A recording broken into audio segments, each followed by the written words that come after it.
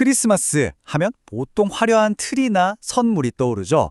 근데 오늘은요, 그 이면에 담긴 아주 깊은 신학적인 의미를 한번 파헤쳐 보려고 합니다. 한 설교 자료를 바탕으로 크리스마스의 진짜 의미가 뭔지 그 핵심 질문들을 따라가 볼게요. 자, 첫 질문부터가 아주 도발적이죠? 우리는 너무나 당연하게 12월 25일을 예수님 생일로 알고 있잖아요. 근데 정말 그럴까요? 어쩌면 우리가 크리스마스에 대해 아는 것보다 모르는 게 더 많을지도 모릅니다. 네, 정답은 놀랍게도 아니다입니다.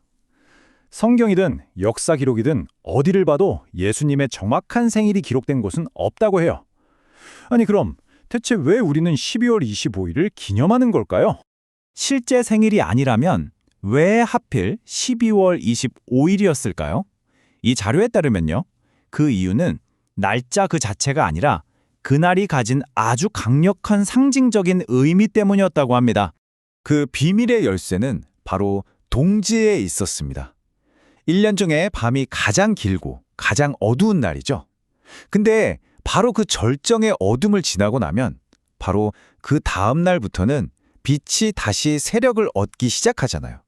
바로 이 자연의 거대한 전환점이 핵심이었던 겁니다. 바로 이거죠. 가장 깊은 어둠이 끝나고 마침내 빛이 이기는 바로 그날. 세상의 어둠을 몰아낼 새로운 빛이 왔다는 메시지를 선포하기에 이보다 더 완벽한 날이 있었을까요? 이건 단순한 날짜 선택이 아니라 하나의 신학적 선언이었던 셈입니다. 그리고 이 상징은 요한복음에 나오는 예수님 자신의 선언, 나는 세상의 빛이다 라는 말씀과 정확하게 포개집니다. 그러니까 12월 25일은 그냥 날짜가 아니라 그 자체로 하나의 강력한 메시지였던 거죠. 자, 언제에 대한 궁금증은 풀렸는데 그럼 훨씬 더 근본적인 질문이 남죠. 바로 왜? 왜 굳이 하나님이 직접 이 땅에 와야만 했을까요? 이 자료가 설명하는 신학적인 전제는 이렇습니다. 인간의 불완전함, 성경에서 말하는 죄가 우리와 하나님 사이에 건널 수 없는 아주 깊고 거대한 틈을 만들었다는 거예요. 그리고 이 틈은 인간의 힘으로는 도저히 메울 수가 없었다는 거죠. 우리가 아무리 애를 써도 바빠서 피곤해서 나중에라는 핑계로 그 틈을 건너지 못하니까 해결책은 완전히 다른 곳에서 와야만 했습니다. 우리가 갈 수 없다면 그분이 직접 우리에게 오시는 것. 이 자료는 그것만이 유일한 해답이었다고 말합니다. 그런데 말이죠. 이 여정은 무슨 평화로운 방문 같은 게 아니었습니다.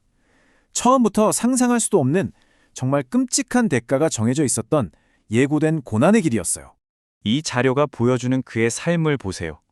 태어나자마자 죽음의 위협에 시달렸고 결국엔 끔찍한 고문 끝에 공개 처형을 당합니다. 근데 정말 소름 돋는 건 우리와 달리 그는 이 모든 끔찍한 미래를 처음부터 끝까지 다 알고 있었다는 점입니다. 아니, 대체 왜 이런 끔찍한 고통이 필요했을까요?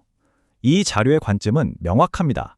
아까 말했던 인간과 하나님 사이의 그 거대한 틈, 그 죄의 대가를 치르기 위한 희생 제물이 되기 위해서였다는 거죠.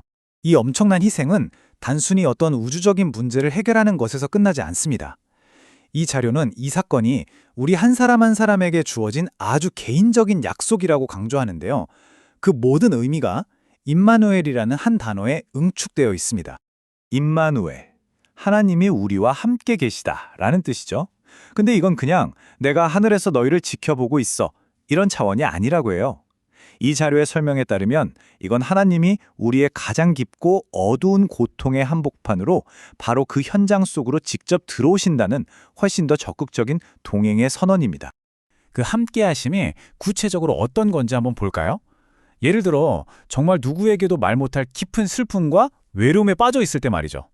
바로 이럴 때 임마누엘의 약속은 내 모든 걸 다 안다는 듯이 아무 말 없이 그냥 조용히 곁을 지켜주는 그런 존재를 의미합니다.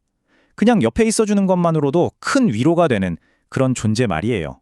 또 있습니다. 이 약속은 과거의 실수나 죄책감이라는 무거운 짐에 짓눌려서 한 발짝도 앞으로 나아가지 못할 때도 똑같이 적용됩니다. 이때 하나님의 함께하심은 우리의 잘못을 따지고 혼내기 위함이 아니에요.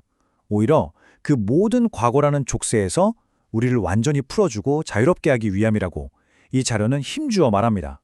자, 이제 이 설명의 마지막 핵심으로 넘어갑니다.